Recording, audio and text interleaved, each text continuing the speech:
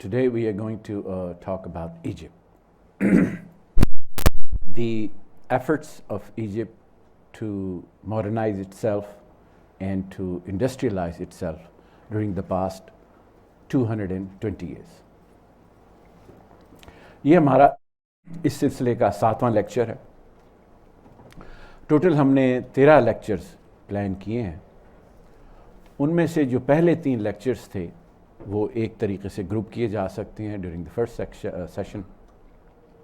اور یہ جو پہلے 3 لیکچرز ہیں اس میں ہم نے ہومو سیپینس کی 2 لاکھ سال کی تاریخ بیان کی کہ کس طریقے سے 2 لاکھ سال میں ہومو سیپینس نے ہنٹنگ گیدرنگ کا دور دیکھا, 1,90,000 سال کا ایگریکلچر کا دور دیکھا, 10,000 سال کا, اور پچھلے 800 سال کے دوران مغرب نے ایک جدید طرز کی تہذیب وجود میں لے کے آیا ہے which I describe as industrial civilization. اور پہلے 3 لیکچرز کا لب لباب یہ تھا کہ یہ جو جدید مغرب کی تہذیب ہے it's not just a new civilization but it's a new type of civilization. It represents a paradigm shift. It's a quantum leap. It's just not an evolutionary form, an agriculture form of society. They represent completely different principles of social organization and different principles of production organization. اور اسی جو ایک break ہے اور جو ایک different principles پہ organise تھی ماضی کی تمام تہذیبیں, 19 یا 24 تہذیبیں جن کا ٹوائن بھی ذکر کرتا ہے وہ, اور جدید مغربی کی تہذیب, جو اصولی فرق ہے اسی کی وجہ سے جو جدید تہذیب ہے وہ اتنی زیادہ طاقتور ہے اور اتنی زیادہ دولت مند. Then we started to trace the efforts of the rest of the societies to catch up with the West. اس میں ہم نے سب سے پہلے روس کا ذکر کیا, پھر ہم نے جاپان کا ذکر کیا, اور اس کے بعد ہم نے پچھلی دفعہ چین کا ذکر کیا. اور اسی سلسلے کی کڑی آج کی ہمارا یہ آج کا لیکچر ہے کہ ہم اس میں ایجپٹ کا ذکر کریں گے. انفارچونیٹلی جو ایجپٹ کی ماڈرنائزیشن کی کہانی ہے 2 صدیوں پہ محیط, وہ اس طریقے سے اس میں اسپیکٹیکولر آپ کو کامیابی نظر نہیں آتی جو کہ آپ کو چین اور جاپان میں نظر آتی. اور انفارچونیٹلی اس میں پارشل کامیابی بھی نظر نہیں آتی جو کہ آپ کو رشیا میں نظر آتی. انسٹیڈ جو ایجپٹ کی ایفرٹ ہے اس میں ایک سائیکل ہیں جو بار بار بنتے ہیں. امید ہے جو کہ وہاں کے لوگ باندھ لیتے ہیں اپنے لیڈر سے, اور ریولوشنز آتے ہیں, اس سے بہت سے لوگوں کو امیدیں بن جاتی ہیں, اور جب ان کی امیدیں وہ پاش ہوتی ہیں تو وہ قنوطیت کا شکار ہو جاتے ہیں. یہ سائیکل ہے جو ایجپٹ میں پچھلے 200 سال سے ریپیٹ ہو رہا ہے. اور انفارچونیٹلی یہ جو ایجپٹ کی تاریخ ہے آپ کو اس میں پاکستان کی جو تاریخ ہے اس سے بھی مماثلت ملے گی. اور بھی بہت سی ایسی باتیں ہیں جس میں ایجپٹ اور پاکستان میں مماثلت موجود ہے.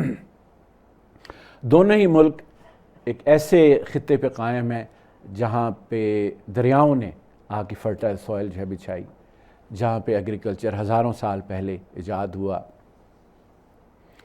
دونوں ہی ممالک میں جو اسلام ہے اس کو عرب فاتحین لے کے آئے. دونوں ہی ملک برٹن کے کالونی بھی رہے. دونوں ہی ملک میں جو معاشرہ آج ہے وہ 3 قوتوں کے درمیان تقسیم ہے, ریلیجس ایلیمنٹ, سیکولر اور فوج. یہی ایجپٹ میں ہے, یہی پاکستان میں. اور ایک یہ بھی ایجپٹ اور پاکستان کے درمیان مماثلت ہے کہ دونوں ہی ممالک جو ان کی ماڈرن ری انکارنیشن ہے اس کے بانی کا نام تھا محمد علی. ایجپٹ میں زراعت 8,000 سال پہلے وجود میں آئی, اور اگلے 5,000 سال میں ترقی کرتے کرتے جو سٹیز تھے along the نائل یہ 2 کنگڈمز میں بٹ گئے, upper and the lower kingdom. Both the kingdoms were unified in 3100 BC by King Menes, and thus came into being the first unified kingdom and the first unified dynasty of Egypt. 3400 BC سے لے کے 4th BC تک یہ تقریباً 3000 سال کا عرصہ بنتا ہے. اس 3000 سال کی جو اینشنٹ ایجپٹ کی تاریخ ہے اس کو 3 کنگڈمز میں بانٹتے ہیں. Old kingdom, middle kingdom, new kingdom. درمیان میں اسٹرائف کا پیریڈ ہے اور نیو کنگڈم کے بعد ان کا ایک لیٹر پیریڈ 700 سال کا. اس 3000 سال کے دوران تقریباً 30 ڈائنسٹیز فیروز کی انہوں نے ایجپٹ کو رول کیا. اور جو اہرام مصر ہیں یہ اولڈ کنگڈم کے دور میں ہی ایجپٹ نے اتنی سکل اختیار کر لی تھی کہ وہ گریٹ پیرامڈس بھی بنا سکتے تھے. گریٹ پیرامڈ آف گیزا بھی اولڈ کنگڈم کے دوران بنا اور بننے کے بعد پھر اگلے 4000 سال تک that was the tallest building in the world. In 4th century BC, Egypt was conquered by the Persians and thus came to an end the indigenous dynasties in Egypt. 10 سال بعد ہی پرشینز کو کانکر کر لیا Greeks نے، Alexander نے.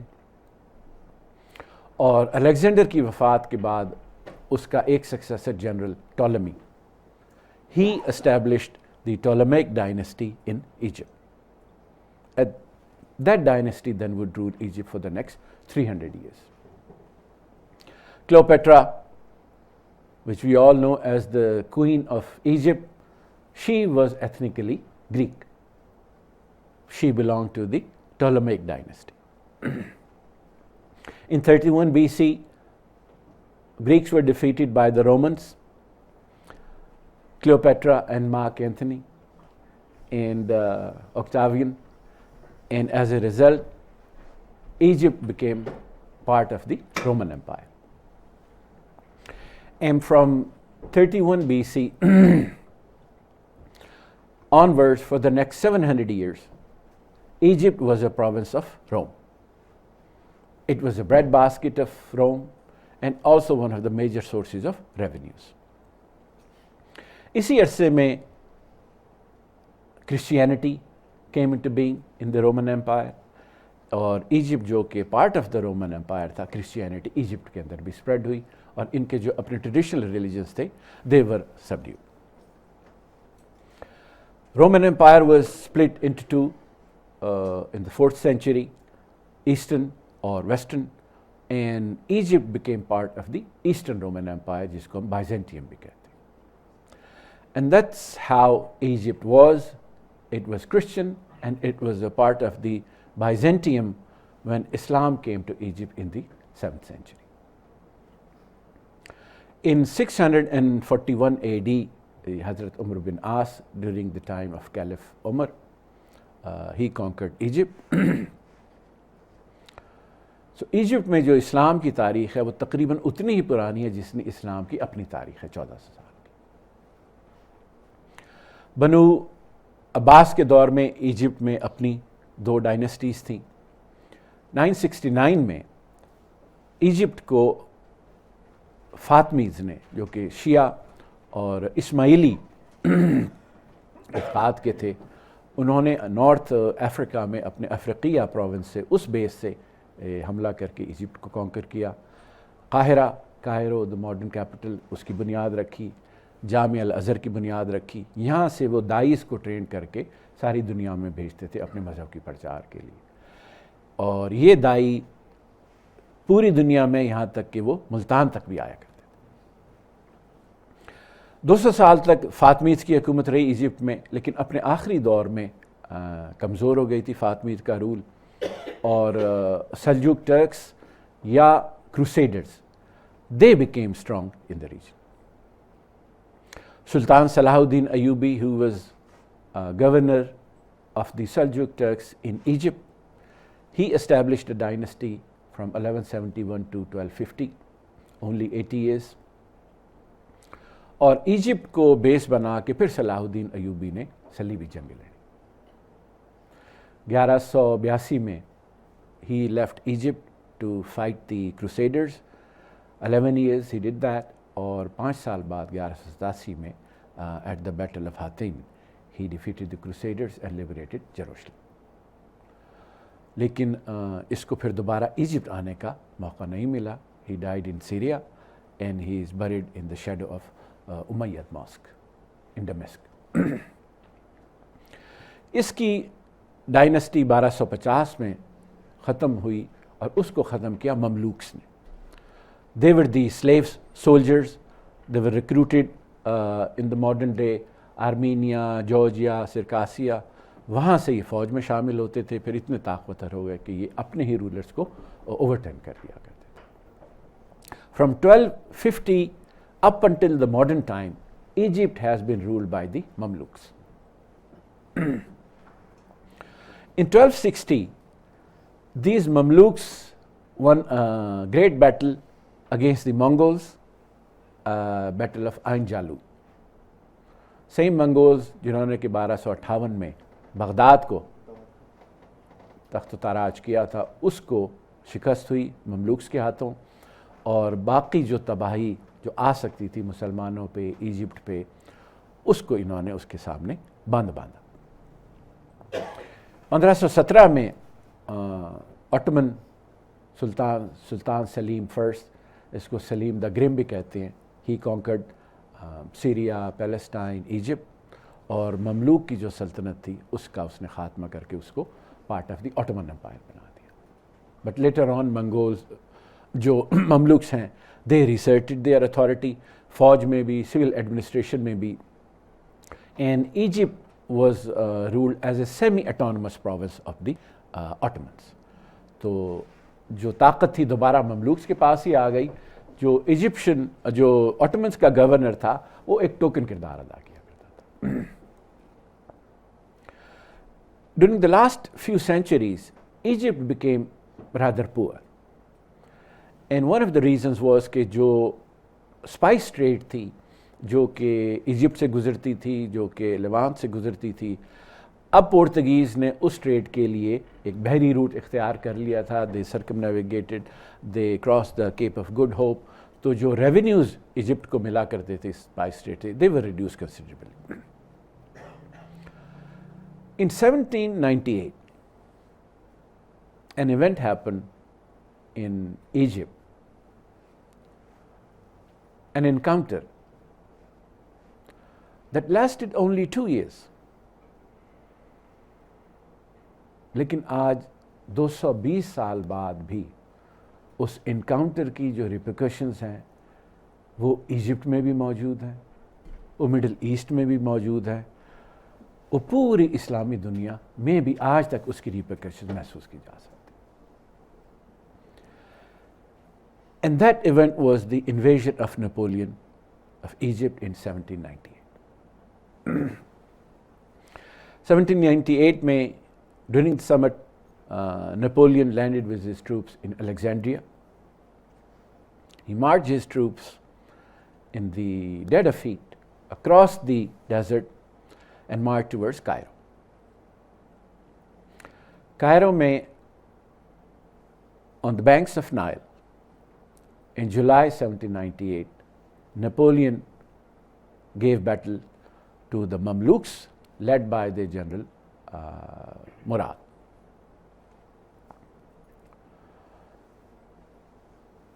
Napoleon نے اپنی فوجوں کو ایک سکوئرز میں ترتیب دیا جو اس کا طریقہ کار تھا, 6 ڈیپ, اور کونوں پہ اس کے آرٹلری تھی. سینٹر میں cavalry, civilians, military bands,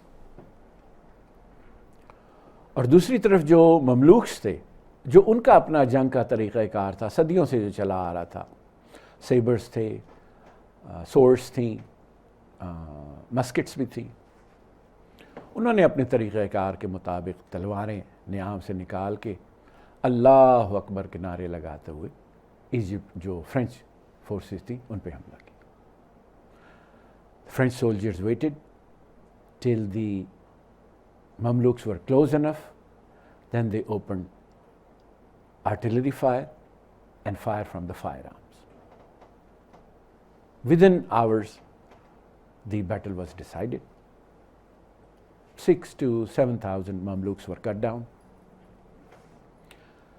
French suffered only few hundred casualties. Mamluk leader, he fled north.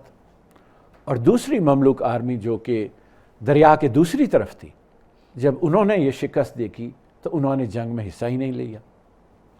ان کا لیڈر بھی بھاگ گیا، اور جو ٹرکش کا گورنر تھا ایجپٹ میں، he also fled.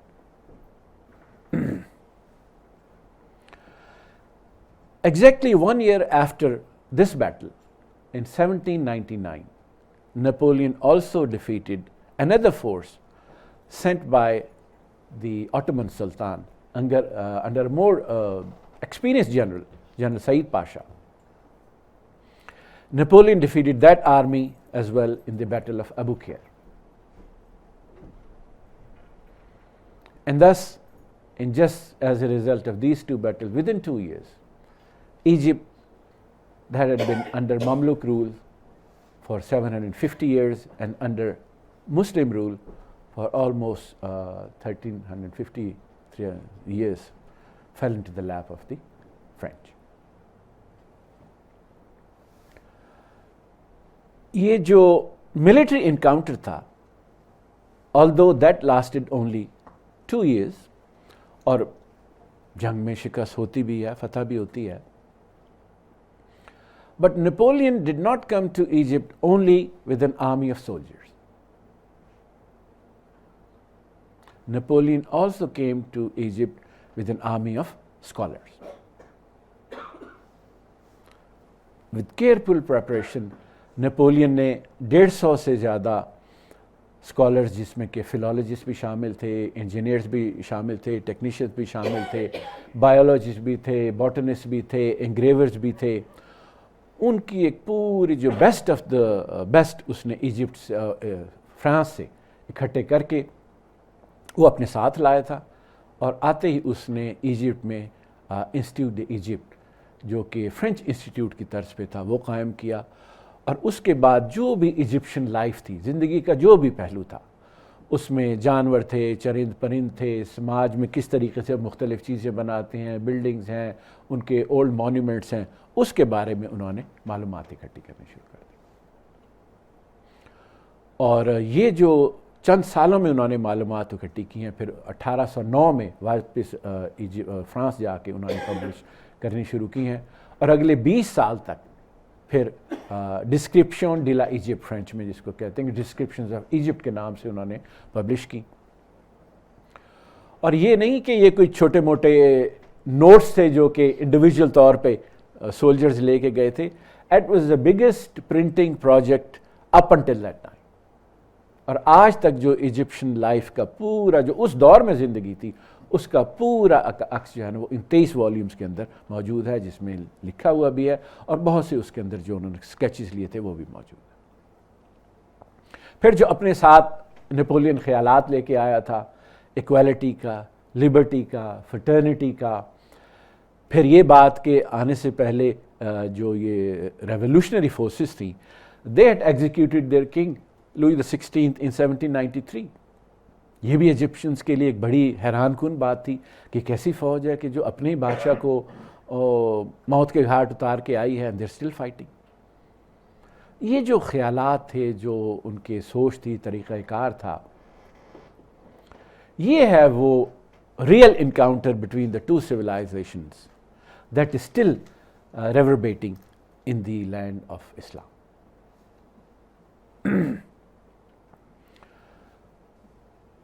Napoleon went back because British destroyed his fleet, and French had to surrender at the hands of the British.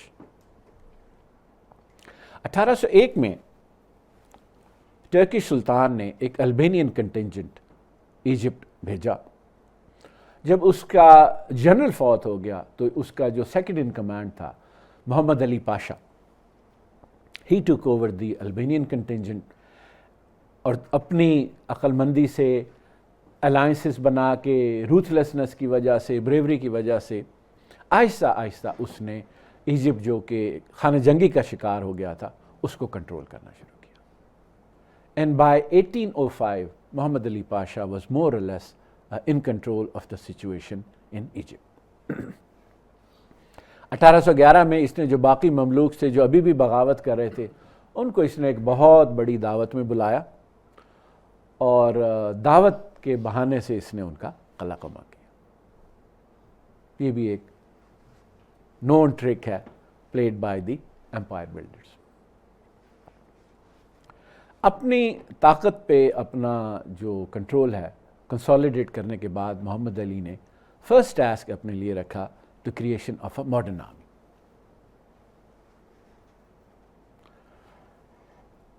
Using the Egyptians, not the Mamluks, not the Albanians, but Egyptian جو peasants ہیں ان کو استعمال کرتے ہوئے he created the first modern professional standing army of the Muslim world. اس کی training کے لیے of course جو یورپین تھے انہی سے اس نے مدد لی, بٹ ایونچولی اس کی جو آرمی تھی it grew to be 140,000 strong and at its time it was the biggest, the most professional, the most powerful army in the world, at least in the Islamic world. Navy تھی وہ Egypt کے پاس نہیں تھی. Navy کی محمد علی نے بنیاد رکھی. Alexandria میں اس نے فرانس کی مدد سے ایک بحری جہاز بنانے کی شپ یارڈ بنایا, اور ایونچولی اس کی جو آرمی تھی محمد علی کی that was equal to the army of the United States of America at that time.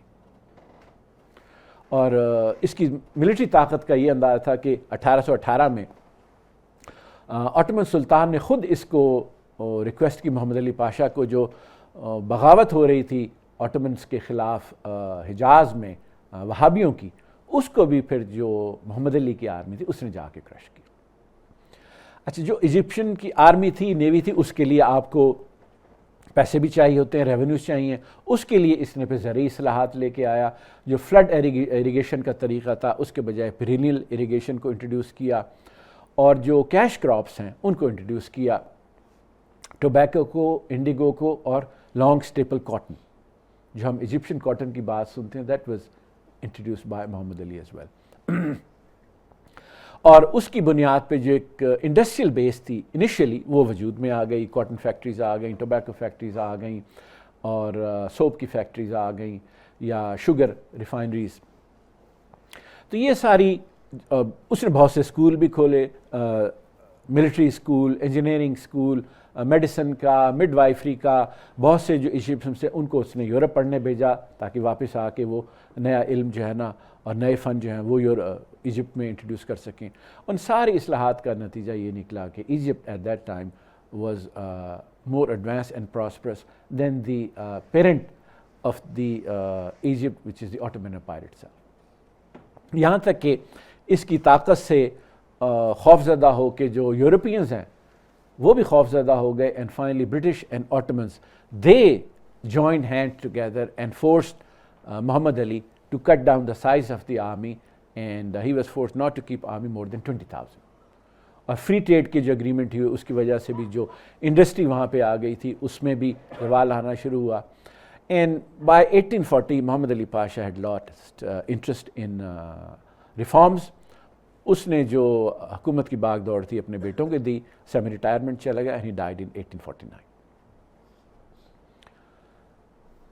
Unfortunately جو اگلے 40 سال ہیں جہاں کہ محمد علی پاشا کی سکسیسرز نے ایک بس اس نے اپنے بات منوا لی تھی آٹومن سلطان سے کہ now Muhammad Ali was allowed to establish a dynasty in Egypt,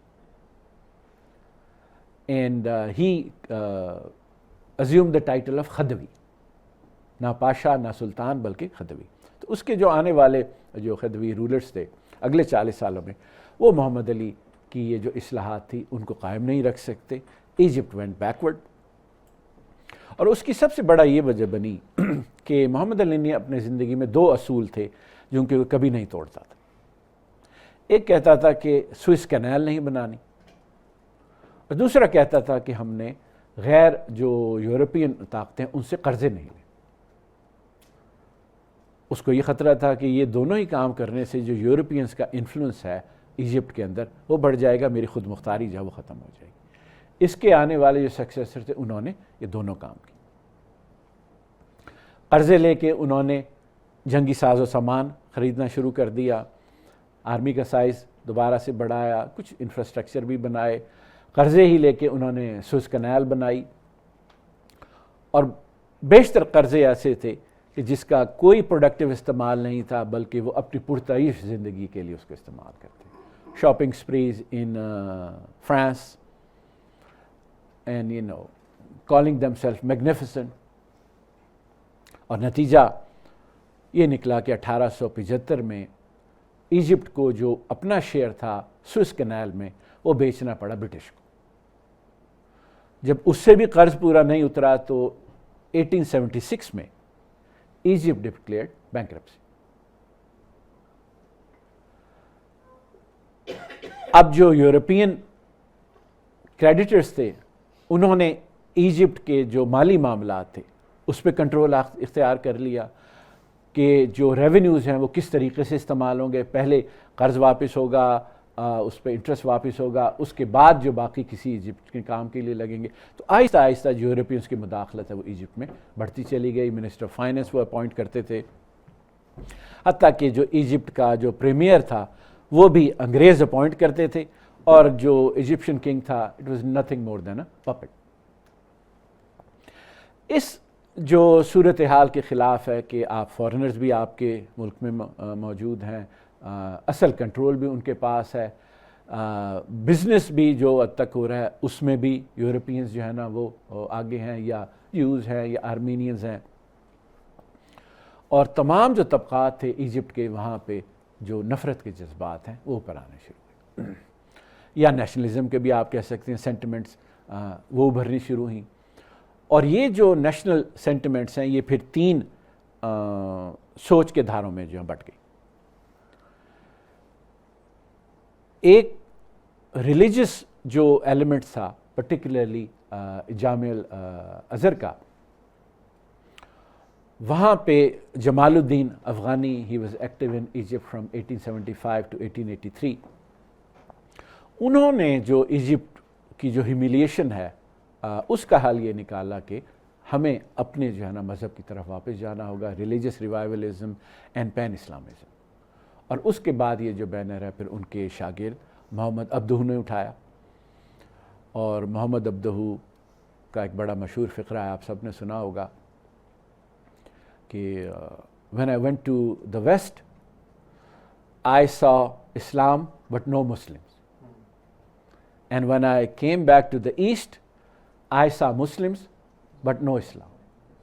That was the observation of Muhammad Abduh, who was a student of جمال الدین افغانی. تو ایک تو جو نیشنلسٹ فیلنگ تھی اس کو مذہبی رنگ ملا, ایک جو انٹیلیجنسیا وجود میں آ گئی تھی جو کہ فرانس سے یورپ سے پڑھ کے آتے تھے, ان کی جو نیشنلسٹ ڈائریکشن تھی وہ سیکولر, لبرل اور کانسٹیٹیوشنل بینٹ کی تھی. اور تیسری جو نیشنلزم ایجپٹ میں ابھری ہے وہ ملٹری اور ریولوشنری نیشنلسٹ تھے. 1881 میں ایک کرنل عرابی نے ہی ریولٹڈ, لیکن جو اس کا ریولٹ تھا 1882 میں برٹن نے اس کو ملٹریلی ہی کرش کر دیا, اور 1883 کے بعد جو برٹن نے اپنا ایک کاؤنسل جنرل ایجپٹ میں انسٹال کیا, Lord Evelyn, and he was actually a member of the viceroy's council in India. یہاں سے وہ ایجپٹ گیا اور 1883 سے لے کے اپنی وفات تک 1907 تک he was basically the ruler of Egypt, اور جو ایجپٹ کا اپنا کنگ تھا was nothing more than a puppet. اب وہی ایجپٹ جو کہ بینکرپٹ سی کے دہانے پہ تھا, جہاں کیوس تھا, سول وار تھی, انڈر برٹش وہ سارے جو ایک مس مینجمنٹ تھی, ایل گورننس تھی, دیٹ واز ریورٹڈ بیک. جو بینکرپسی سے ایجپٹ بچا اس نے جو انفراسٹرکچر کے پروجیکٹس تھے جو کہ محمد علی نے بنائے تھے اس کے سکسیسر نے نگلیکٹ کر دیے تھے, ان کو دوبارہ سے ٹھیک کیا, اور یہاں تک کہ ایک کے بجائے 3 کراپس جو ہے نا وہ بھی ایجپٹ کے جو فارمر سے وہ اگانے لگے. دوبارہ سے آمدنی اسٹیٹ کے ریونیوز بڑھے.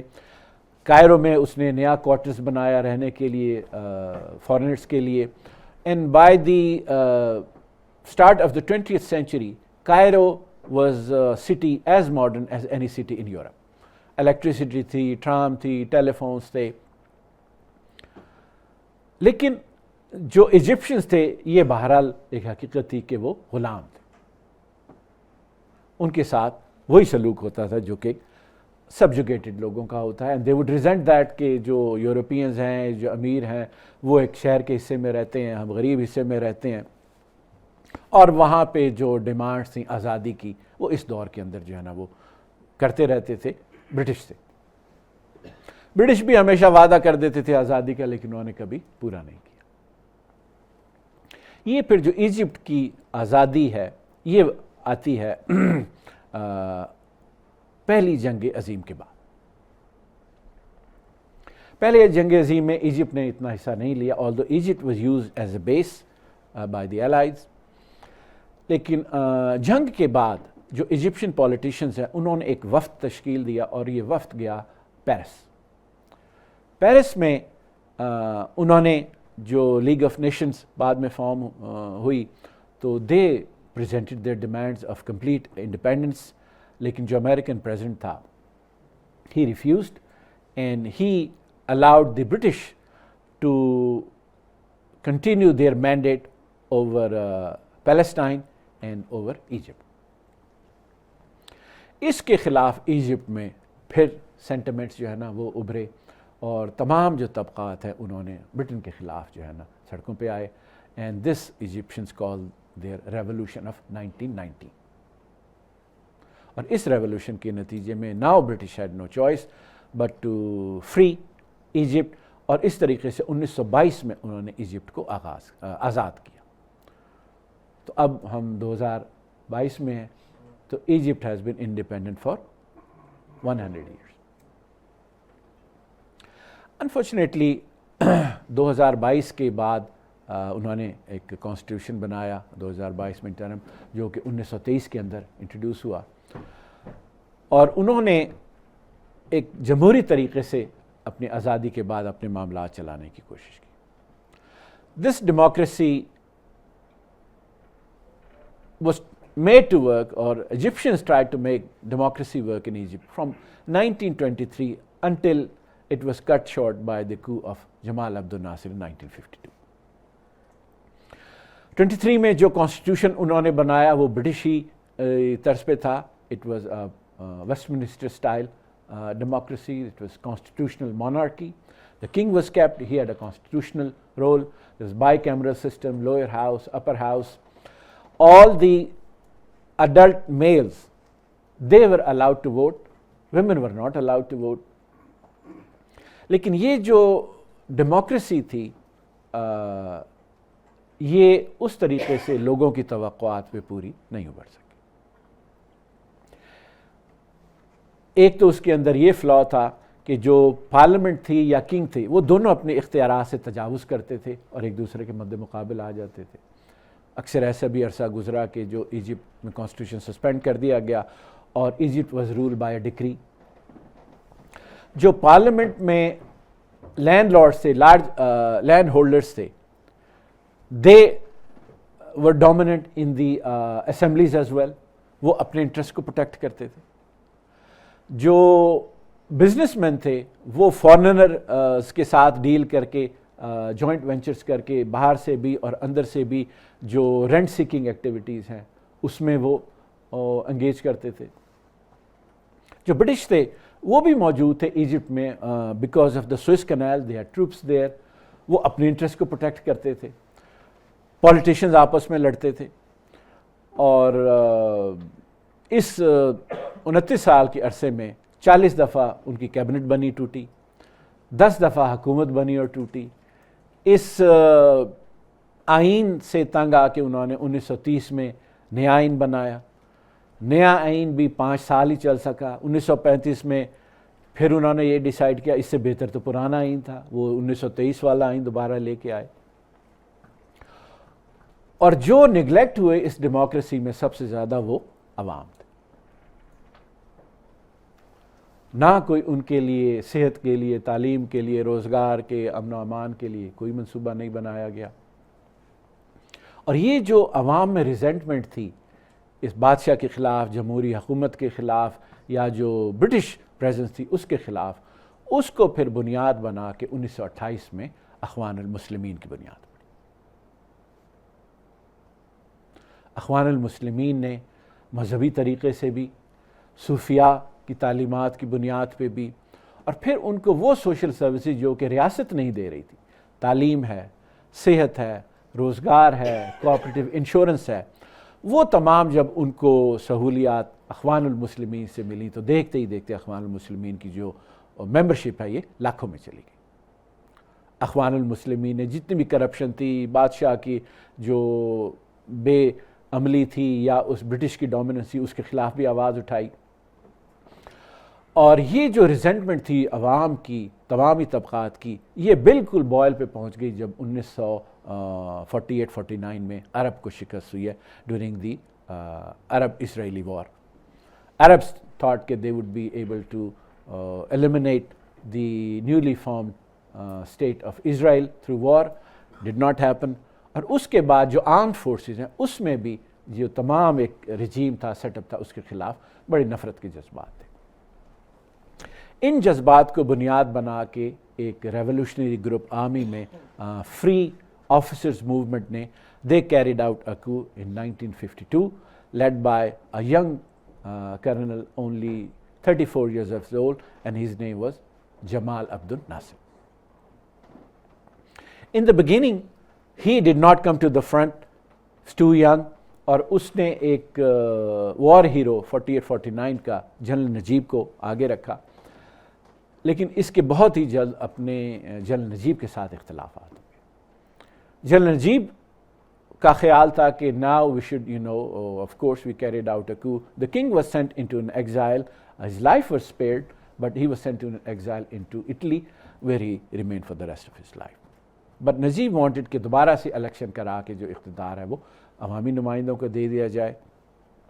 Nasser did not agree. And eventually General Najib was put under house arrest, and in Constitution in 1956 General Jamal Abdul Nasser became the president of Egypt under a single party constitution. Jamal Abdul Nasser was just adored by the masses. They would say that he is the true Egyptian ruler that we have in 2000 years. He is people's pharaoh. اور وہ بھی بڑا کیرزمیٹک personality تھی اس کی۔ وہ غریبوں کو کہتا تھا کہ آپ سے جو وعدہ کیا گیا ہے آپ کو جنت میں یہ ملے گا، جنت میں یہ ملے گا، آپ کو دنیا میں بھی تو کچھ ملنا چاہیے۔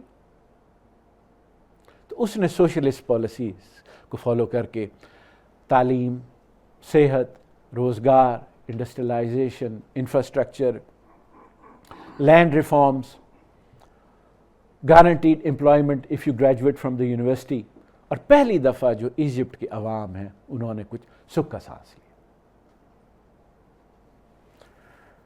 اس نے اکنامک ریفارمز کی، لوگوں کو دیا، لیکن پولیٹکس پہ اس نے اپنی گرپ کمزور نہیں ہونے۔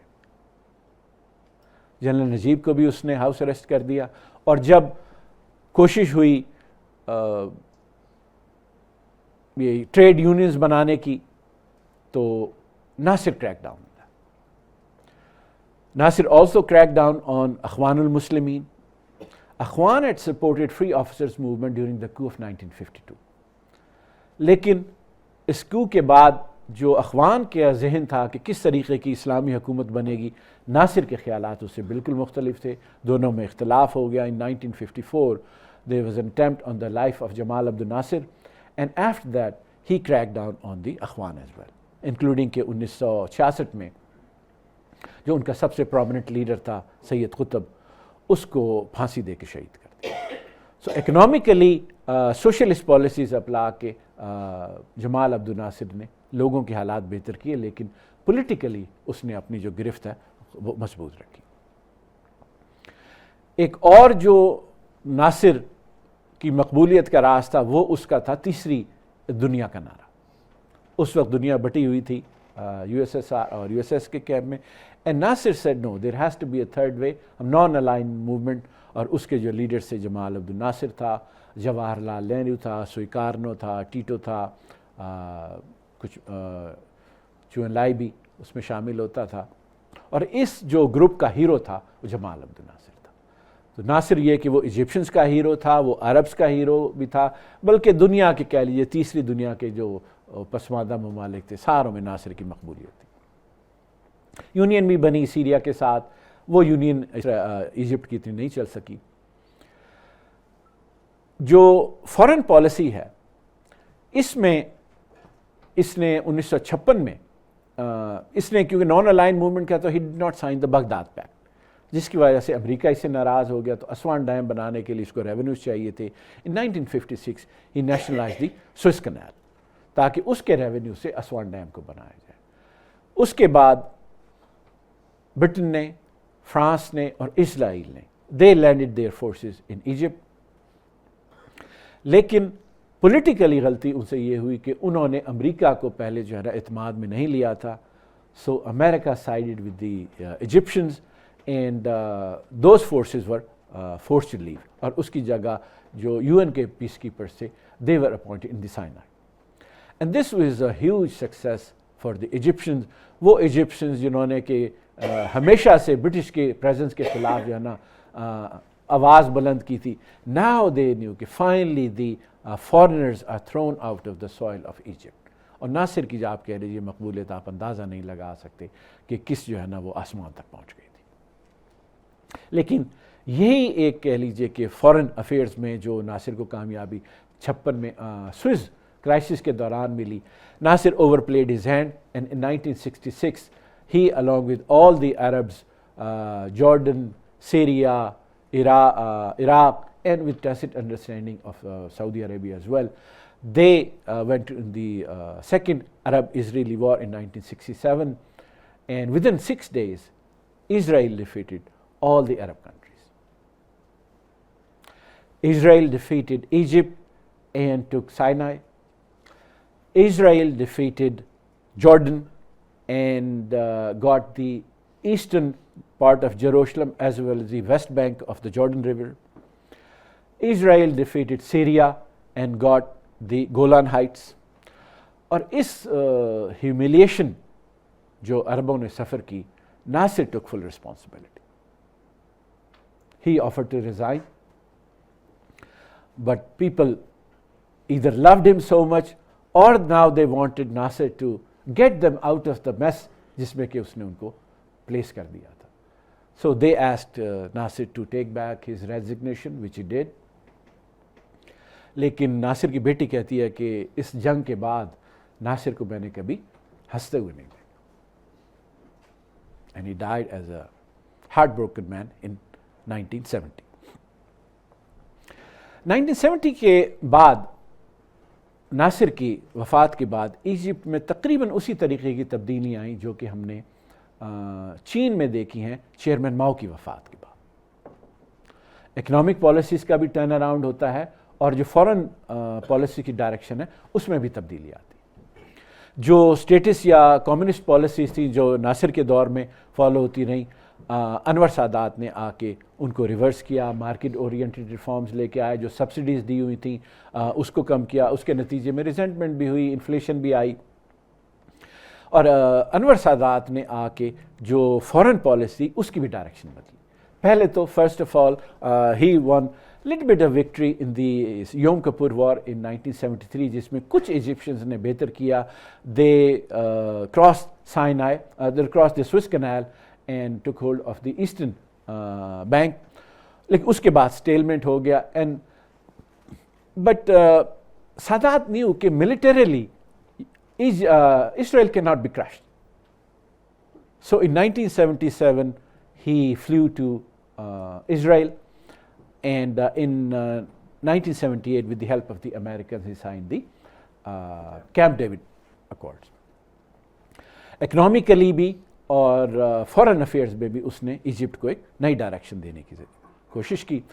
لیکن اس نے جو مارکیٹ اورینٹڈ ریفارمز لائے، بجائے اس کے کہ وہاں پہ جو پروڈکشن ہے یہ بڑھتی، کو ویلیو ایڈ ہوتی، اس کے بجائے وہی کرونی کیپٹلزم، وہی مافیاز کا ہولڈ دوبارہ سے آ گیا اکانومی میں، اور عام ایجپشن ان کو پھر کچھ نہیں ملا. and they were against resentful of these business interests. اور ان کو ایجپشن اپنی زبان میں کہتے تھے فیٹ کیٹس، جو کہ فیرو کے دور سے چلی آ رہی ہے، کیٹ جو کہ بہت پالتو ہے، کرتی کچھ نہیں ہے اور بس وہ کھاتی رہتی ہے. تو یہ وہ لفظ استعمال کرتے تھے ان رابر بیرن کیپٹلسٹ کے خلاف. اب نہ عوام تھے وہ اس کے انور سادات کے حق میں تھے، انفلیشن تھی، کرپشن تھی. جو اسلامسٹ تھے وہ اس کے خلاف تھے. He had sign peace treaty with Israel. اپنی پارٹی میں اس نے کچھ حد تک جو ہے نا اوپن اپ کرنے کی کوشش کی. لیفٹ اور رائٹ سپلنٹرز وہ بھی اس کے خلاف تھے. He was very reviled man and he crack down on all of them including اخوان. But eventually in 1981 he was gunned down by Akhwan al-Muslimin inclined soldiers while he was inspecting a parade. لیکن اس کے بعد جو آنے والا اس کے successor ہے حسنی مبارک، جس نے 30 سال تک رول کیا، and he is the longest serving ruler of Egypt after Muhammad Ali Pasha himself. اس نے وہی policies more or less continue رکھی جو کہ انور سادات کی تھیں. ویسٹ کے ساتھ تعلقات ٹھیک تھے، امریکہ نے امتداد دینی شروع کر دی، سوئس کے ریونیوز بھی تھے، economy was not bad not good, اور تعلقات جو ہے نا اس کے کچھ انہوں نے بہتری لانے کی کوشش کی. پولیٹیکل پریزنرز بھی اس نے جو ہے نا فری کیے، لیکن اخوان المسلمین پہ اسی طریقے سے اس نے کریک ڈاؤن رکھا جو کہ ناصر کے زمانے یا سادات کے زمانے میں تھا. And that's how we come to the events we all know of 2011, which is the Arab Spring. Arab Spring did not start in Egypt, it started in Tunisia. And after Tunisian revolution, the Egyptians thought, well, if they can, kick out their ruler for 30 years, maybe we can do that too. And for 18 days, they occupied Tahrir Square and other public square in the big cities of Egypt. And as a result, Hosni Mubarak was forced to resign after 30 years. But one of the reasons he was forced to resign, وہ یہ تھی کہ جو army تھی وہ حسنی مبارک کے خلاف ہو گئی تھی. حسنی مبارک اپنے بیٹے کو اقتدار میں لانا چاہتا تھا، آرمی میں اس کے خلاف ریزنٹمنٹ تھی. تو جب پبلک sentiments حسنی مبارک کے خلاف ہوئیں, now army had a chance and Hasani Mubarak had to leave. اب یہ ایجپٹ کا دوسرا تجربہ ہے جمہوریت کا, and unfortunately this would not even last as long as the first experiment lasted in 1923 onwards. 1912 میں الیکشنز کے نتیجے میں محمد مرسی, he was elected president and he adopted policies, appointments اس طریقے کی جو secular minded طبقات تھے ان کے اندر اور فوج کے اندر سسپیشن بڑھنی شروع ہو گئی, and only after a year محمد مرسی was removed in a coup and put under arrest, and that's where he died of a heart attack. اس کے ایک سال بعد 2014 میں general سیسی, he resigned as the head of the armed forces of Egypt and was elected as president during the first 4-year terms. 2018 میں elected again in the second 4-year terms. 2019 میں ایک referendum کے ذریعے اس نے 4 سال کی ٹرم کو 6 سال میں تبدیل کیا اور ایک اور ٹرم کی اجازت لی. So Sisi can be in power up until 2030. آزادی کے 100 سال بعد اور محمد علی پاشا کی ماڈرنائزیشن اور انڈسٹریلائزیشن ڈرائیو کے 220 سال بعد 180 دنیا کے ملکوں میں کرپشن کے حوالے سے دیکھیں ایجپٹ کا 117واں نمبر, فورن ڈیٹ کے حوالے سے دیکھیں تو Egypt is the second largest borrower from IMF only after Argentina. And in 2014, the primary education Egypt was ranked the worst in the world by World Economic Forum. اور Egyptians اس پہ بھی انہوں نے مذاق بنایا کہ چلیے کوئی تو ایک ایسا انڈیکیٹر ہے جس میں ہم دنیا میں ٹاپ پہ.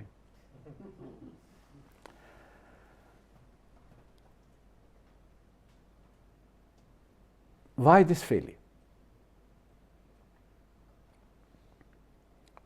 عام نیریٹو جو یہی ہے جو سنتے آئے کہ دیکھیے جو پوسٹ کلونیل، یہ کلونیلزم کی وجہ سے مسئلے ہوتے ہیں، پوسٹ کلونیل رجیمز ہوتے ہیں، وہاں مسئلے ہوتے ہیں، وہاں کی آرمی، وہاں کی بیوروکریسی جو ہے وہ لوگوں پہ حکومت کرتی ہے، ان کو وہ حقوق نہیں دیتی، ان کی ترقی کے لیے کام نہیں کرتی۔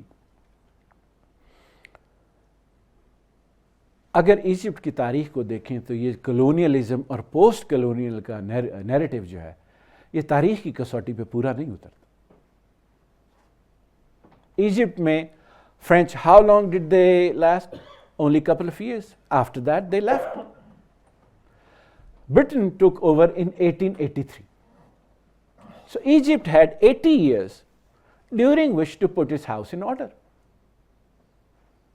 And these 80 years is twice as long as it took Japan to become an Asian superpower after the Meiji Restoration. And this is longer than it took USSR to become a superpower and finally get dissolved as well. And it is longer than the time China has been under the rule of Communist Party, during which China has become the largest economy in the world on purchasing power parity basis. If these countries can do it, why cannot Egypt? اس دوران Egypt آزاد بھی تھا، خود مختار بھی تھا۔ تو یہ جو narrative ہے کہ جو کلونیلزم ہے اور کلونیل ادارے ہیں یہ آپ کی غربت کے ذمہ دار ہیں، ایجپٹ کی تاریخ سے یہ ثابت نہیں ہوتا۔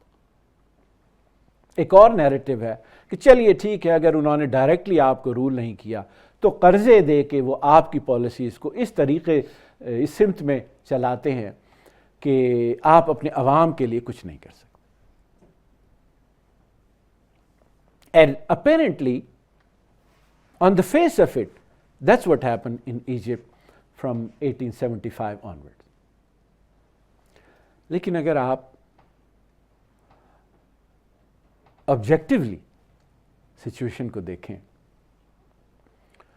تو دیکھیے محمد علی پاشا نے ایجپٹ میں آرمی بنائی، نیوی بنائی، زراعت کا نظام کو ٹھیک کیا، انڈسٹریلائزیشن کی، کوئی قرضہ نہیں لیا، اور اسی کے سکسیسرز نے قرضہ بھی لیا اور کوئی یہ کام بھی نہیں کر سکے۔ تو الزام آپ قرضہ دینے والوں کو دیں گے یا قرضہ لینے والوں کو؟ یہ جو ایک نیریٹو ہے نا، the imperialism, the highest form of capitalism, کے ہمیں جو یہ لینڈر انسٹیٹیوشنز ہیں یہ ہمیں لوٹ لیتے ہیں اور قرض دے کے اپنی جو کنڈیشنز ہیں وہ ہمارے اوپر امپوز کرتے ہیں، تو الزام ان کو نہیں جاتا، الزام آپ کو جاتا۔ وہی ایجپٹ ہے اور محمد علی اور اس کے سکسیسرز ہیں، وہ بھی 40 سال ہیں اور یہ بھی 40 سال۔ تیسرا نیریٹو ایک اورینٹلزم کا بھی ہے، اور اورینٹلزم کا نیریٹو یہ ہے کہ جو یورپینز ہیں یہ اپنے آپ کو سپیریئر سمجھتے ہیں، یہ ہمارے کلچر کو، ہماری زبان کو، ہمارے طرز زندگی کو وہ حقارت کی نظر سے دیکھتے ہیں۔ لیکن ایسی کوئی بات ہے نہیں، سب برابر ہیں، بس یہ ان کے دماغ کا فطور ہے یورپینز کے کہ وہ اپنے آپ کو برتر سمجھتے ہیں اور ہمیں کمتر سمجھتے ہیں۔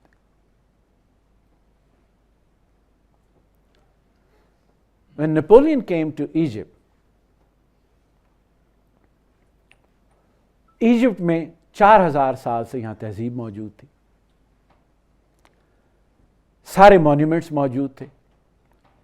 No Egyptian knew what these hieroglyphs say. Who found the Rosetta Stone? Who deciphered the old hieroglyphs? Who did that? French.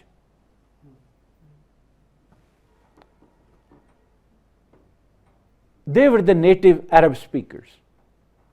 They have a beautiful literature in Arabic. Who brought the Arabic printing press to Egypt and to Middle East? French. You had two of the best armies of the Muslim world at the time, the Mamluks and the Janissaries. They were both defeated, one in 1798 and one 1799. Who kicked the French out of Egypt? British. آپ جنگ میں بھی ان سے ہار رہے ہیں, آپ علم میں بھی ان سے پیچھے ہیں, آپ فن میں بھی ان سے پیچھے ہیں, آپ اگر لفظوں میں ان کو شکست دے بھی دیں, حالات تو نہیں بدلے. اگر آپ جا کے یورپ کو فتح کرتے اور ان کے بارے میں لکھتے, آپ کا وہی ایٹیٹیوڈ ہونا تھا حقارت کا جو کہ اب آپ کو نظر آتا ہے فرینچ کی تحریروں میں. یہ اورینٹلزم جو کتابیں لکھ کے اپنی فتح کے گن گاتا ہے, اس نے آج تک کیا دیا؟ عوام کی حالت بہتر کی, ان کے پیٹ میں روٹی دی, تن پہ کپڑا دیا, سر پہ چھت دی.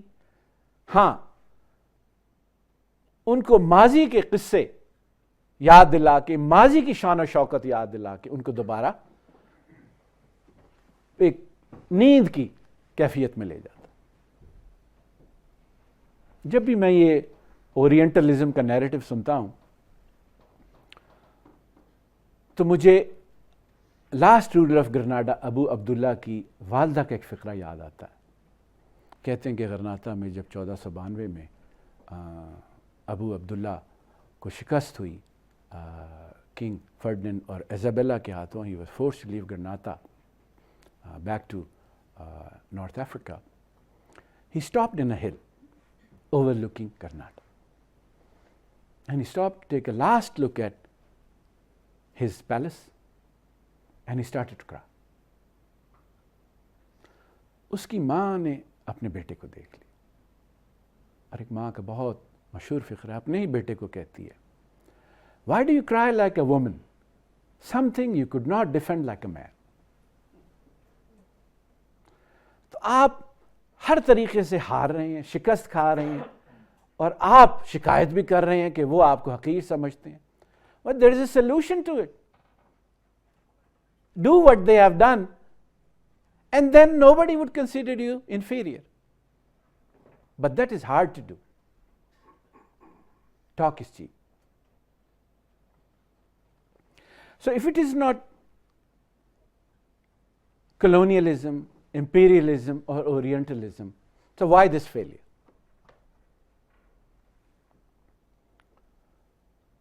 Egypt, during these 220 years, Egypt had revolutions and Egypt has revolutionary leaders. But one thing Egypt did not have was a revolutionary party.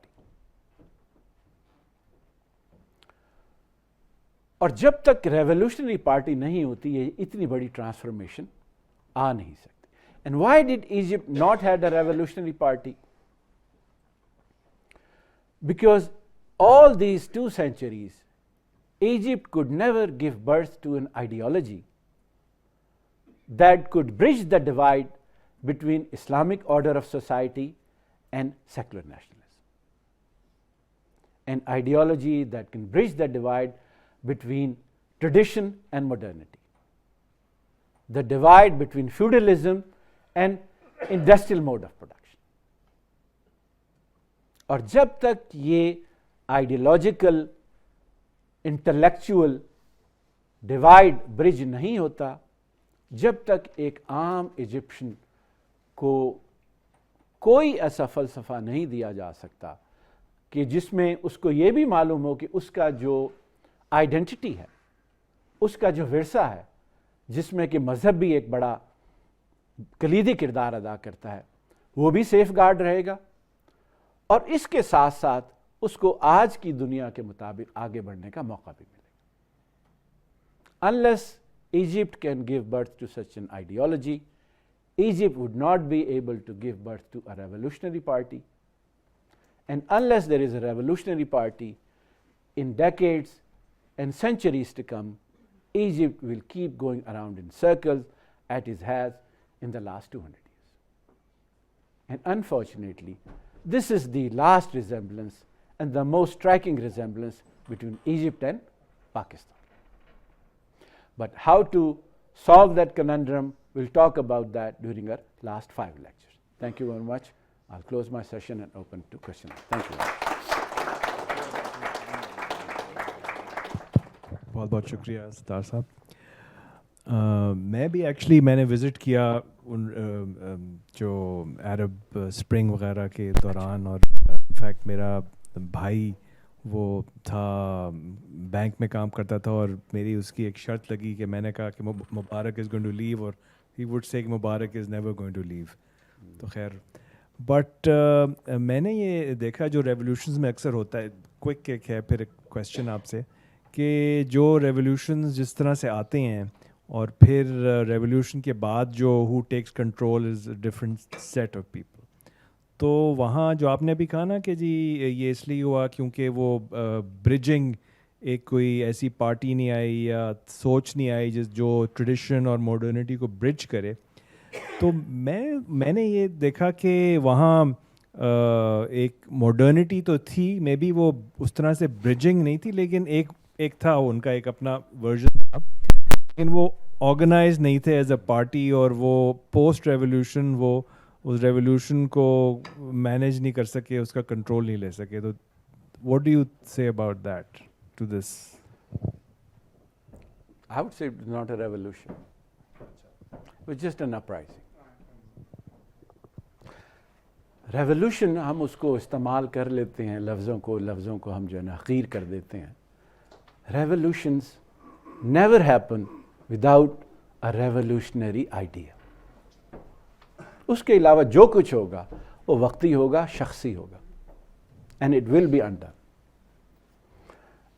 میں نے بھی بیٹ لگائی تھی عرب اسپرنگ سے پہلے, it's not going to lead anywhere. So it's not a revolution. So just another quick sort of response to that, کہ جیسے ایران میں بھی, Iran is one would most people would concede کہ جی it's a revolution ایران میں جو ہوا خمینی. تو وہاں بھی from what I've heard and understand کہ جو جس طرح سے وہ ریولیوشن آیا اور اس کے بعد جو who took charge were different sets of people. تو ایرانیز call that a revolution. جو لیفٹ کے لوگ ہیں ان کے ریولیوشن کی اپنی ڈیفینیشن ہوگی. اچھا, آپ نے حسنی مبارک پہ ختم کر دی اپنی گفتگو نا, اس کے بعد محمد مرسی بھی آتے ہیں, وہ ان کا ذکر نہیں آیا کیونکہ وہ اہم بنتا ہے اس لحاظ سے. مجھے خود بھی یاد ہے جب مطلب عرب اسپرنگ ہو رہا تھا اور تحریر اسکیئر میں سارا کچھ ہو رہا تھا, وہ تو میرے ایک دوست ہیں اور وہ مصری ہیں, بلکہ 2-3 دوست ہیں وہاں مصری, تو فیس بک پہ ان سے بات ہوتی رہتی تھی اس وقت.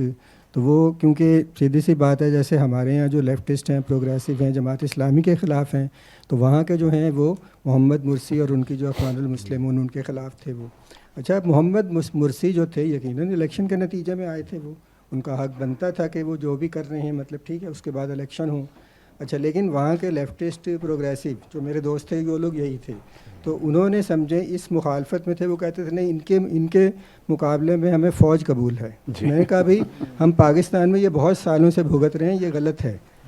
لیکن میں نے کہا چلیں پھر آپ تجربہ کریں, تو وہ اس کے بعد فوج آ گئی, محمد مرسی کو اتار کے ان کا تختہ الٹ دیا انہوں نے, اور جو کچھ ہوا وہ سامنے ہے پھر ہمارے.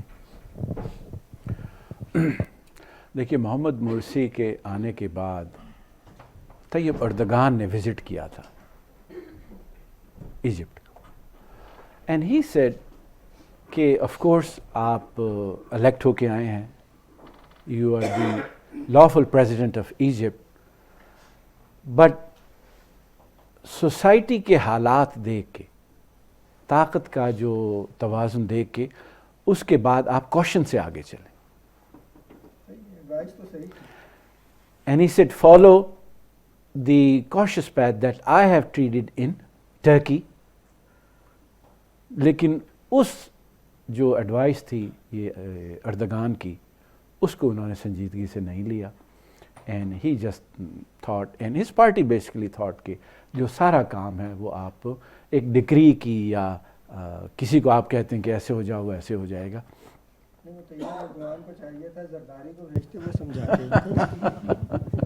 تو یہ جو آئیڈیالوجیکل ڈیوائڈ ہے اس کو آپ اتنی صرف طاقت کے ذریعے جو ہے نا برج نہیں اور ان کے حال تجربہ تھا. دیکھیے دو تھے کہ یا اربکان کے نقش قدم پہ چلیں یا اردوغان کے. انفارچونیٹلی ٹرکی کے جو نقش قدم یہ ایجپٹ نے یہ اربکان کے نقش قدم پہ چلے اردوغان کے.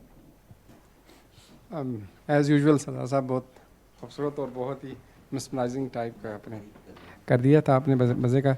اور اچھا میرے ایک سملیرٹی کے حوالے سے ایک تھا کہ جو محمد علی پاشا آتا ہے اور وہ 40 سال گزارتا ہے اور اس کے بیٹے پھر اسمیش کر جاتے ہیں, تو یہاں پہ بھی رنجیت سنگھ آتا ہے 40 سال گزارتا ہے اور اس کے بچے جو ہے نا پھر وہ برٹش لے لیتے ہیں. تو یہ بھی ایک بالکل جغرافی کے ساتھ ایک سملیرٹی ہے, یہ بھی بڑی یونیک سی ہے. اچھا ایک دوسری بات یہ ہے کہ ایک تو ہسٹوریکلی ایک تو جو ایجپٹ کا ہے وہ ایگریکلچر بیس سوسائٹی تھی جو کہ نیل کے حوالے سے ہیں. دوسرا جو سوئز ہے, سوئز کینال ہے, اب اس کے لیے جتنا ایک فائدہ مند چیز ہے تو یہ کنٹینشن بھی ایک سورس آف کنٹینشن بھی ہے.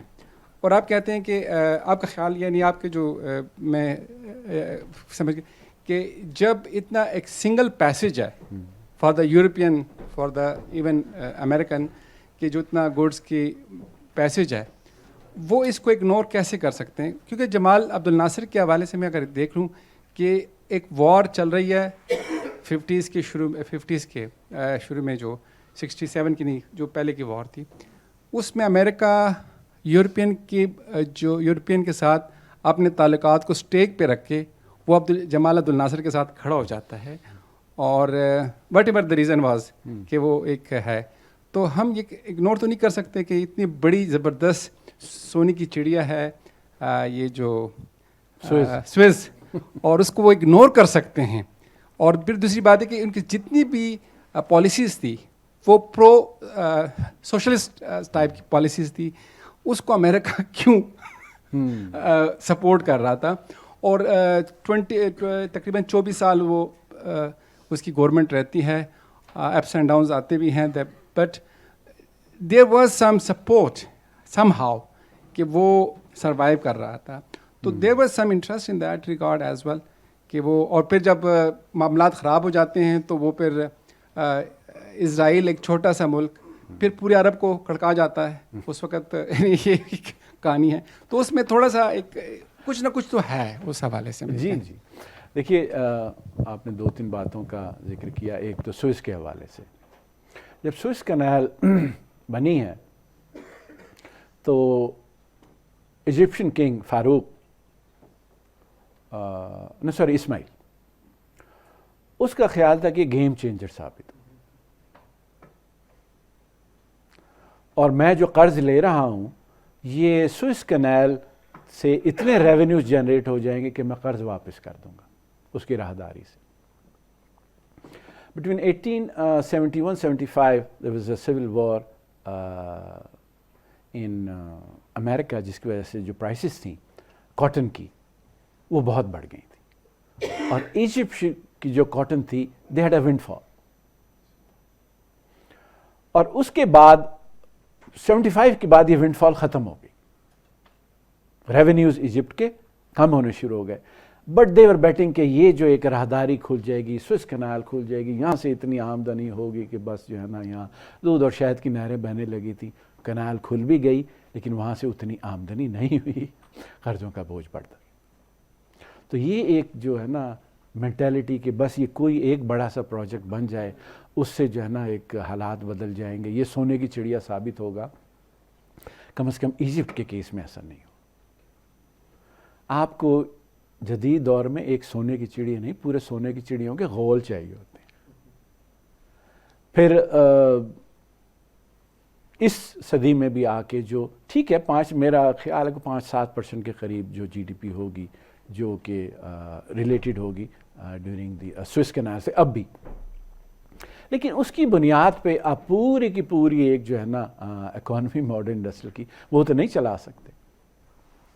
تو یہ سوئس کینال پہ کہ اس کو ہم نے ٹھیک ہے آپ نے کر لیا, اگر بہت ہی زیادہ اگر وہ آپ کریں گے تو یورپینز جو پاور ہیں, امریکنز ہیں, رشینز ہیں, چائنیز ہیں, would they allow Egypt to close? Never. یہ جو آپ کا ہے کہ دیکھیے جو ناصر تھا وہ کوئی شک نہیں ہے کہ وہ پاپولر تھا, اور اس کی پاپولیرٹی کی جو ہے نا وہ جنرل ریزنز تھیں. جیسے ہم نے ذکر کیا کہ جو عوام تھے جو کہ اگنور ہی ہوتے آئے تھے, انہوں نے یورپینز کا, برٹش کا جو ہے نا امپیریلزم بھی دیکھا, اپنے پولیٹیشنز کی کرپشن بھی دیکھی, کنگ جو تھا اس کی امپورٹنس بھی دیکھی, جو رولنگ کلاسز تھی ان کے پرتعیش زندگی بھی دیکھی.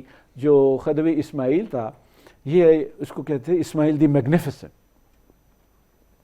اور جب اس نے سوئس کینال کھولی تو بڑے یہ جو یورپین رائلٹیز کو انوائٹ کر کے ایجپٹ میں بہت بڑی پارٹی آرگنائز کرنا چاہتا, which he did.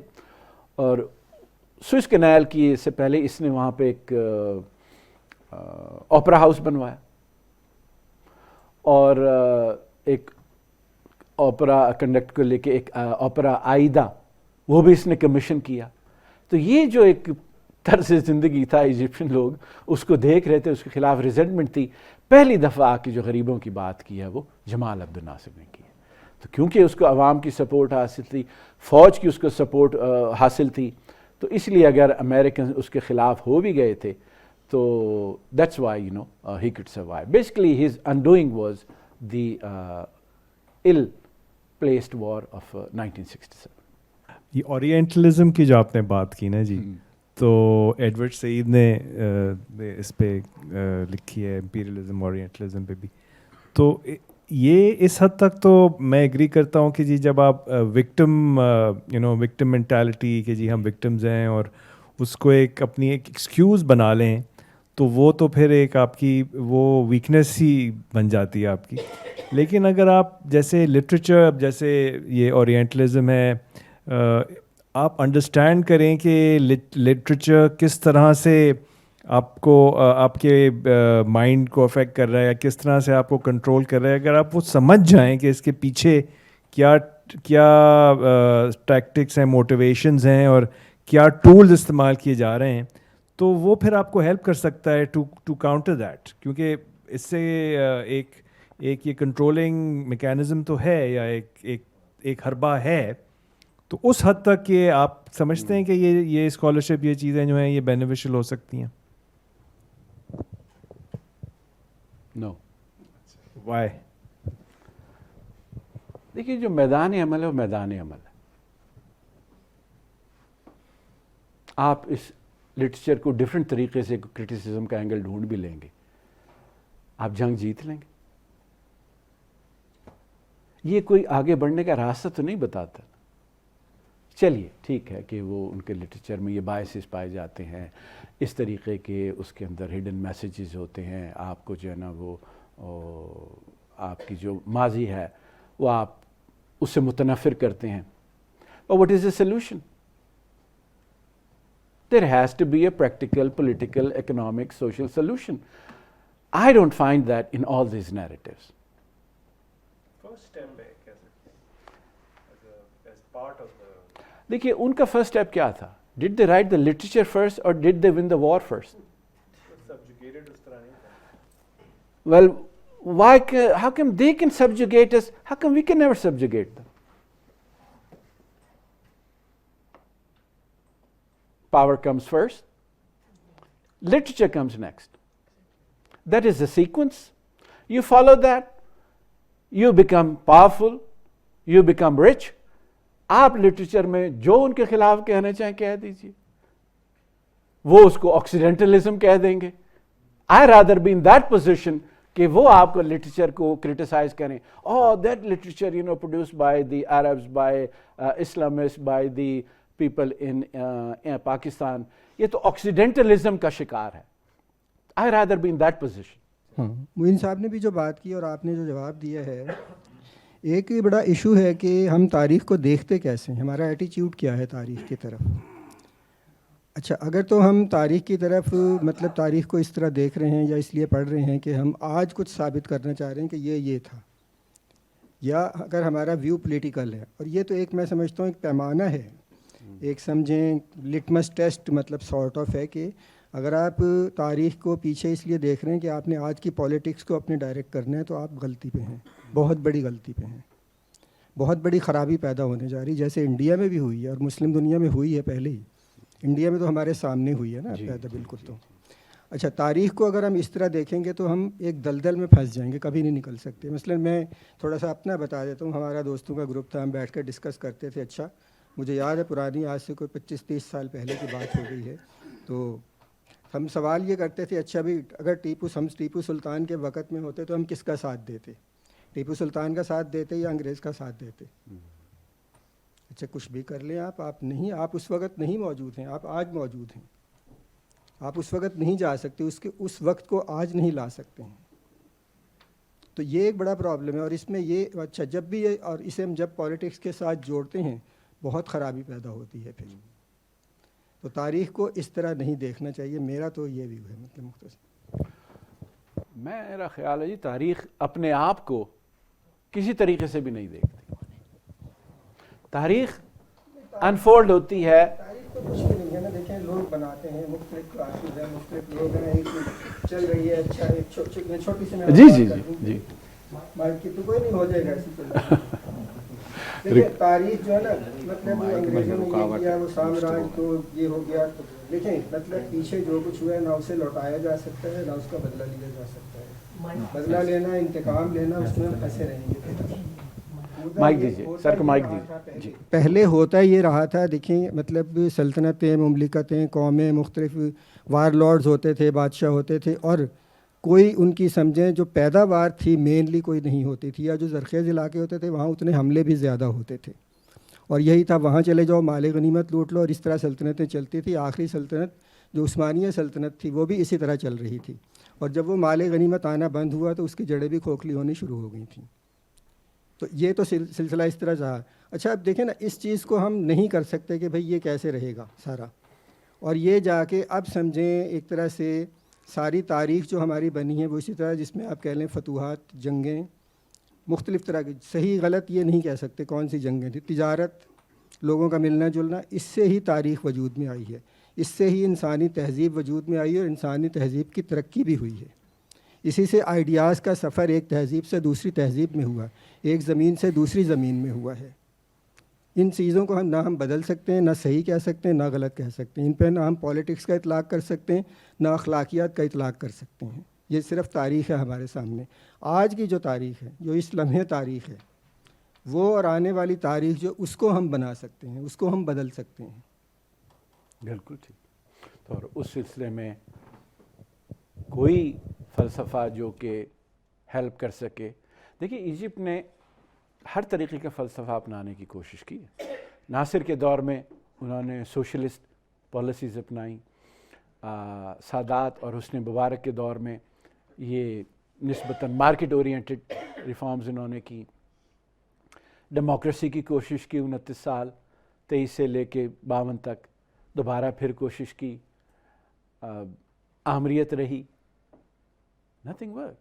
So یہ something is fundamentally missing, and unless we find that missing link, unless they find the missing link, they'll have a problem in Egypt, and unless we find that missing link, we'll continue to have problems in Pakistan as well. لیکن اس بارے میں بعد میں بات کریں. جی سر, question یہ ہے کہ ایجپٹ کے لیے سوئس کینال جو وہ سونے کی چڑیا تھی, ان کے لگتا تھا کہ یہ سونے کی چڑیا ہے, لیکن وہی ان پر بھاری بھی پڑی ایک فیکٹر ہے. تو کیا سی پیک پاکستان کے لیے سیم نہیں؟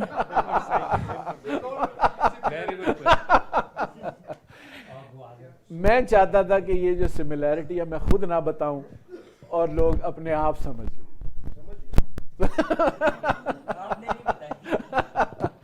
گیم چینجر ہے نا, گیم چینجر. सोने की चिड़िया है। तो बहुत सी चीज़ें थी, हर IMF प्रोग्राम है वो प्रोडक्ट में तेल निकला था, वो देखना रहता है। तो ये मतलब ये तो हम आज अपना सोने की चिड़िया और राहदारी गेम चेंजर है, ये इजिप्ट में 1 सदी 1.25 सदी पहले हो चुका है। बात ये है कि ये लोगों का आना और जाना, इसकी कोई अहमियत नहीं है। कोई चिंगेज़ खान आया और पता नहीं, और इसके बाद वो क्या था, एक और शख्स उठा था, अमीर तैमूर आया, और फिर बाबर आया, और पता नहीं कितने लोग इंडिया में आए। हम कहते हैं हमारी 1000 साल की हुकूमत, हमारी कहाँ थी? चंद कबाइल थे, एक कबीले के बाद दूसरा कबीला आता था, ओवरटेक कर लेता था। इससे ये ना कोई रेवोल्यूशन है, ना ये कोई तब्दीली है। बुनियादी तौर पर आइडियाज़ जो है ना, दे आर द इम्पॉर्टेंट। हम इस आपने हिस्ट्री के टीचर हैं, या मेरी मुराद है आपने बेहतर प्रेजेंट किया है फैक्चुअली, और आपने पूरी हिस्ट्री जो बताई बहुत अच्छी बताई है। लेकिन Napoleon brings the bitter gift of modernity, मुझे तो इस फिक्रे के ऊपर थोड़ा सा ना यानी कि क्वेश्चन पैदा होता है। एक तो मॉडर्निटी को डिफाइन करने की ज़रूरत है कि मॉडर्निटी क्या चीज़ होती है। ओ भाई, मॉडर्निटी ये होती है कि इन जो अपने ज़माने के ख़यालात हैं ना, वो मॉडर्निटी कंस्टिट्यूट करते हैं। जो अपने ज़माने के, मसलन हम 21वीं सदी में रहते हैं ना, तो 21वीं सदी व्हाट आइडियाज़, यानी कि व्हाट आइडियाज़ आर स्पेसिफिक 21वीं सदी से, और हम खैर पिछली सदी का भी इम्पैक्ट है, यानी कि इन 1-2 सदियों में मेजर आइडियाज़ हैं कौन से, वो हैं मॉडर्न आइडियाज़। मैं तो 21वीं सदी की बात करना चाहूँगा। और मॉडर्निटी का कभी फ्रूट बिटर नहीं होता। मॉडर्निटी का फ्रूट जो है ना, कभी बिटर हो ही नहीं सकता। देखिए मॉडर्न का मतलब है आज। अच्छा, नहीं, ओहो, तो फिर हम ये अपने आप को धोखा नहीं देना चाहिए ना कि ये कोई मॉडर्निटी आ गई है।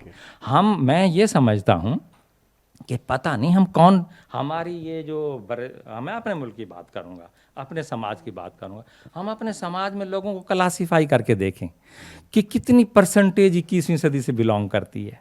आप देखें मोस्ट ऑफ द पीपल जो है ना, मेरे ख्याल में लास्ट 10 सेंचुरीज़ जो है ना, उन तमाम सेंचुरीज़ के माइंडसेट के लोग हमारे 21वीं सदी में मौजूद हैं। Are we modern? हम मॉडर्न नहीं हैं, हमें मॉडर्न होना है। ठीक। हाँ, तो आप 1-2 लेक्चर छोड़ के तीसरे लेक्चर में आए, तो मॉडर्निटी की डेफिनेशन को हम देने की कोशिश करेंगे कि स्पेसिफिक आइडियाज़ क्या हैं जो माशरे को मॉडर्न बनाते हैं। हाँ, नहीं माशाअल्लाह। दूसरा आपकी ये जो बात है बिटर गिफ्ट, बिटर इस लिहाज से कि जब तक आप ये बिटर मेडिसिन कह लीजिए, जब तक आप मॉडर्निटी की बिटर मेडिसिन नहीं पिएंगे, उस वक्त तक जो आपने कहा कि पिछली 10 सदियों के हर तरह के ख्यालात माशरे में मौजूद हैं, और उन ख्यालात को उनके असरात कम करने के लिए कड़वा घूंट जो है मॉडर्निटी का, ये पीना पड़ेगा। इस हवाले से बात यह है कि हमें जो हमारे एनाक्रोनिक आइडियाज़ हो गए, एनाक्रोनिस्टिक, जी बिल्कुल, समाज में जो हमारे समाज है एनाक्रोनिज्म का शिकार जी बिल्कुल, और ये एनाक्रोनिक आइडियाज़ को हमें वाइप आउट करना होगा। अब इनको सर जो बाकी पुराने लेक्चर्स हैं वो भी इनको भेजिए। ये सर बेसिकली पीछे भी जरा सर ये बेसिकली बिटर गिफ्ट उनके लिए जिनको मॉडर्निटी का पता नहीं है। वो तो हम लोग हैं जो कहते हैं कि मॉडर्न होना है, ये उनके लिए बिटर है, उनके लिए कड़वा घूंट है, जिनको अभी पिछली 1400 सदी पहले ही वो अभी तक उधर ही हैं। लेकिन बिटर इसलिए कि अगर वो ये घूंट नहीं पीते तो नतीजा आलम असबाब में वही सामने आया जो इजिप्ट में सामने आया था। भाई you will be defeated, you will be subjugated. और अगर आप ये बिटर गिफ्ट पी लेते हैं, अपने आप को तवाना कर लेते हैं, تو پھر آپ اپنے آپ کا دفاع بھی کر سکتے ہیں, اپنے طاقت میں بھی اضافہ کر سکتے ہیں, دولت میں بھی اضافہ کر سکتے ہیں. چلیے آپ اضافہ کرنے کے بعد دوسرے ملکوں پہ حملہ آور نہ ہوں, لیکن آپ اپنے عوام کو تو جو ہے نا روزگار, صحت, تعلیم وہ تو فراہم کریں.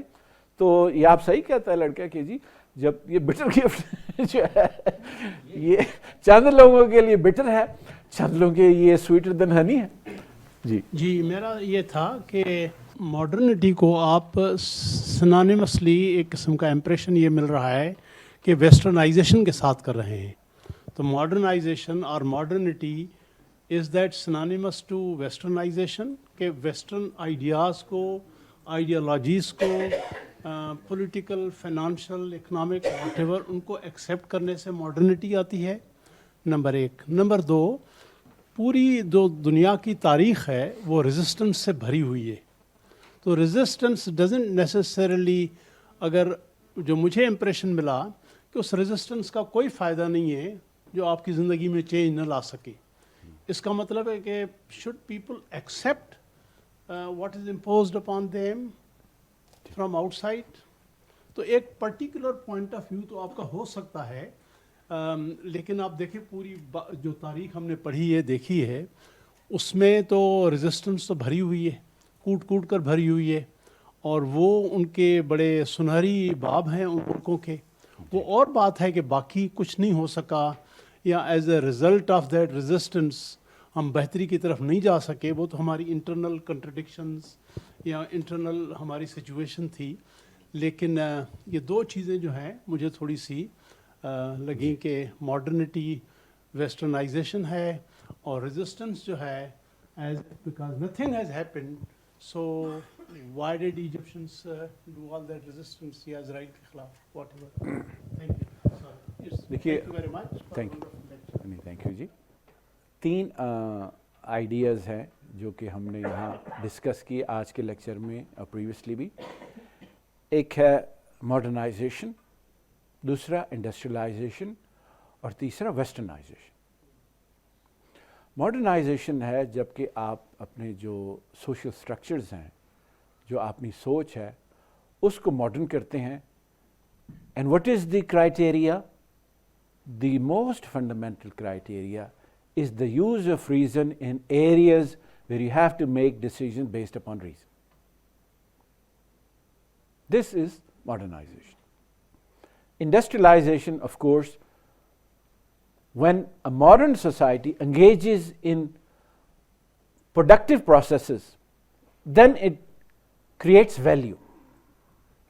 جب ایک non modern society, primitive society, agrarian society, agricultural society, archaic society, without becoming modern, when it engages in industrial production by borrowing technology, it results into crony capitalism and stranglehold of the mafia. That is what we see in Egypt. تیسری بات ہے westernization.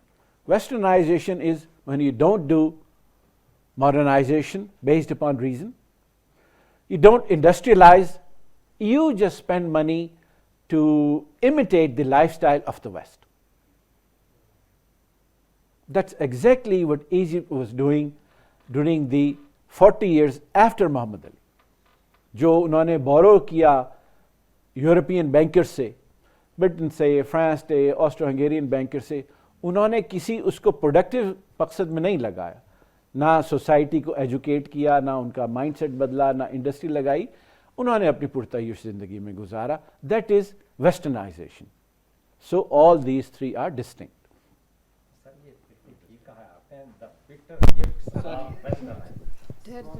اچھا, ایک دوسرا سوال تھا سر نے پوچھا کہ یہ ویسٹرنائزیشن ہے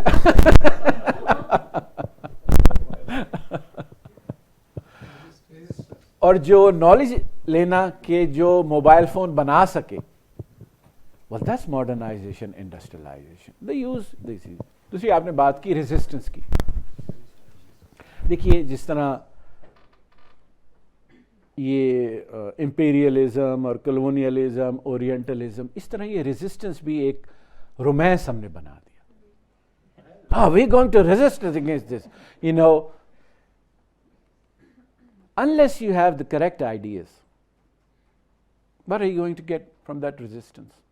میں نے جا کے رزسٹ کیا, یہ بہت بڑا لیڈر ہے, اس نے اتنے دن جیل میں گزارے. جیل میں تو ڈاکو اور چور بھی دن گزارتے. تو یہ ایک رومانس جو ہے نا کریٹ ہو گیا ہے کہ we are going to just resist and you know things are going to be better, just resistance for the sake of it. In many societies of the West self now, what they just resisting against everything. Society needs to function as well. There has to be laws, there has to be norms, there has to be rules, there has to be regulations, whatever they are. اگر آپ authority کے خلاف اٹھتے ہیں لیکن آپ کی جو یہ اپرائزنگ ہے کسی لاجیکل انالیسس پہ, کسی آبجیکٹو ریڈنگ آف ہسٹری پہ, کسی سنتھسس آف ہسٹوریکل فورسز اس پہ مشتمل نہیں ہے, تو آپ اپنا ذاتی مقصد پورا کر لیں گے. آپ ایک چھوٹے سے گروہ میں اپنے ہیروئزم کو جو ہے نا اسٹیبلش کر لیں گے. آپ چند سو لوگوں کو لے کے ان کو شہید کروا دیں گے یا خود شہادت کا درجہ اختیار کر لیں گے. میں نے کبھی اس resistance for the sake of resistance اس سے کوئی لوگوں کی زندگی میں پر مقصد بہتری آتے ہوئے, تبدیلی آتے ہوئے نہیں دیکھی. Solution is find the correct reason why you are behind, why you get defeated by Napoleon, why you don't have science, why don't you have technology, why don't you have knowledge. And once you have those correct ideas, on the basis of those correct ideas, form up party, and then party کے جو خلاف اٹھتا ہے, جیسے آپ نے لفظ استعمال کیا اناکرونسٹک فورسز اٹھتی ہیں, ان کے خلاف ریزسٹنس کریں. پھر The resistance that South Asia put up against British colonial rule, اس کو آپ کس طرح دیکھیں گے؟ دیکھیے اس کا تو یہاں ٹاپک میں ذکر نہیں, نہ ہی میں نے اس کی مخالفت کیا. That was correct, that was okay, of course. تھوڑی آن لائن جو ہماری آڈینس ہے وہ بھی کافی ظاہرہ سیکھ رہی ہے, ان کی نمائندگی کے لیے ایک سوال ہے یاسر حبیب صاحب کا ہے. سوال سے پہلے میرا خیال ہے یہ اگلے لیکچرز میں آپ اس کو ایڈریس کریں گے, لیکن بہرحال میں سوال آپ کے آگے رکھ دیتا ہوں. وہ پوچھ رہے ہیں کہ مسلم ممالک میں جمہوریت کیوں ناکام ہوتی ہے؟ کیا ہمارا سماج ابھی جمہوریت کے لیے تیار نہیں ہے, یا جس طرح کی جمہوریت مسلم ممالک میں رائج ہے وہ اپنی اصل روح کے مطابق نہیں ہے؟ یہ سوال یہاں بھی ہو بھی چکا ہے, کچھ اس کا جواب آ بھی چکا ہے, لیکن پھر چلیے دوہرا دیتے ہیں. ایک ہم نے یہ آئیڈینٹیفائی کیا جو یورپ کے عروج کے جو ہم نے فرسٹ 3 لیکچرز دیے, کہ the rise of the West, rise of the modern industrial West, that came in sequence. First came social transformation, then modernization of political structures from empire to nation state. Then came industrialization from 1875 roughly up until 1914.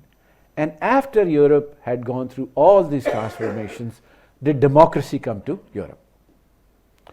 سادے الفاظ میں جمہوریت جو ہے یہ ترقی کا ثمر ہے, اس کا بیج ہے. اور جہاں بھی یہ سیکوینس کو بریک کیا گیا ہے, what do you get? Disappointment. Egypt میں محمد علی پاشا کے دور میں اس نے جدید آرمی بنائی, جدید نیوی بنائی اور انڈسٹریلائزیشن ہوئی. لیکن اس طریقے سے ایجپٹ میں سوشل ٹرانسفارمیشن محمد علی پاشا کے دور میں بھی نہیں ہوئی. اور اس سوشل ٹرانسفارمیشن نہ ہونے کے نتیجے میں جو اگلے 40 سال میں جو انڈسٹریلائزیشن تھی وہ بھی وائپ آؤٹ ہو گئی. اور جب نہ وہاں پہ سوشل ٹرانسفارمیشن ہوئی ہے, نہ انڈسٹریلائزیشن کی وجہ سے ترقی ہوئی ہے, تو جب انہوں نے 1923 آنورڈز جمہوریت چلانے کی کوشش کی ہے, وہ ناکام تو ہونی تھی. تو جب تک یہ آپ سیکوینس فالو نہیں کریں گے سوشل ماڈرنائزیشن کا, انڈسٹریلائزیشن کا, اور جب یہ دونوں پروسیس ہو جائیں گے then yes you can have democratic rights in a manner and at a pace which is suited to your own society.